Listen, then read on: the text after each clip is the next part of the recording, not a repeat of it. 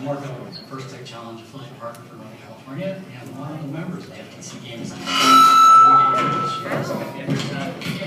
wanted to spend a couple of seconds talking about the principle really important first, gracious professionalism. It really is a key distinction of the progression of programming first. And there's a bunch of ideals all rolled into one: collaboration, cooperation, competition, respect, integrity, sensitivity, compassion, and empathy. The FTC Game Manual tells us what to do as we go about competing, and gracious professionalism tells us how.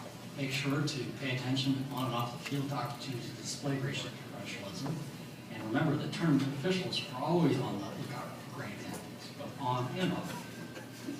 Good luck, teams. With that, let's turn our attention to Joe Futter, another of the members of the FTC Game Design Committee, for an introduction to this year's FTC Game. Hi, I'm Joe, and this is Baxter. As a member of the Game Design Committee, people are always asking me, how do you guys come up with such great games year after year? Well, we start by talking to the teams. The teams tell us what they like and don't like about last year's game, and they tell us what they'd like to see in the new game. Now, Baxter, we're not doing a water game.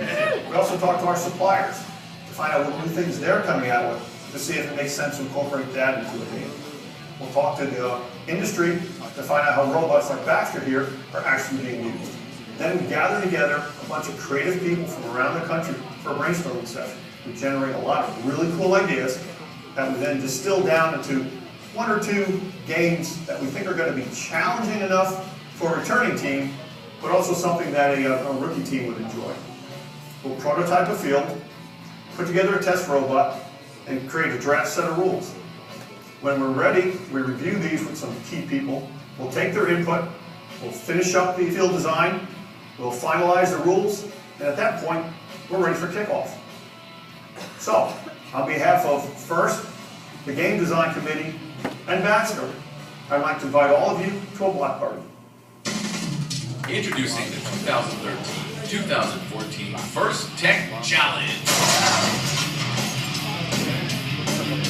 FTC Block Party.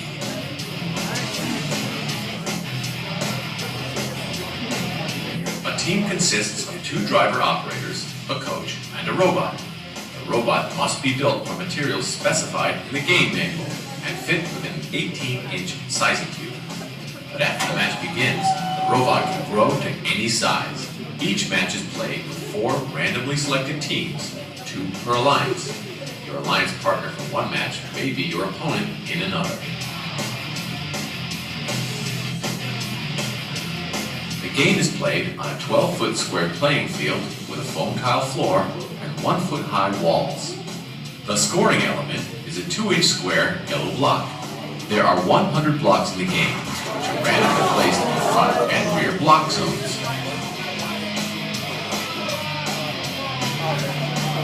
In the center of the field are the bridge, pull-up bar, and 2 pendulums, each with 4 pendulum goals. Below the pendulums are the floor scoring areas. Each alliance has a raisable flag in the corner of the field. Taped stripes can help guide the robots and separate the 2 alliances, and the red and blue alliance stations are located just outside the playing field. The 4 robots are placed on the field, touching the walls in their respective alliance zones. Teams may preload 1 block into each robot. 2 infrared beacons are placed randomly under the pendulum goals, 1 for each alliance. Here we go again. Each match begins with a 30-second autonomous period, followed by a 2-minute driver control period, which includes a 30-second endgame. During the autonomous period, a block scored in a pendulum goal is worth 20 points, or 40 points if it's above an infrared beacon. Blocks scored in a low goal count 5 points each. If a robot parks partially on the bridge, it counts 10 points, and if it's fully on the bridge, it counts 20 points.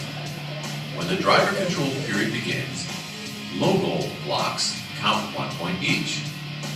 Blocks scored in the inner pendulum goals count 2 points, or 3 points for the outer goals.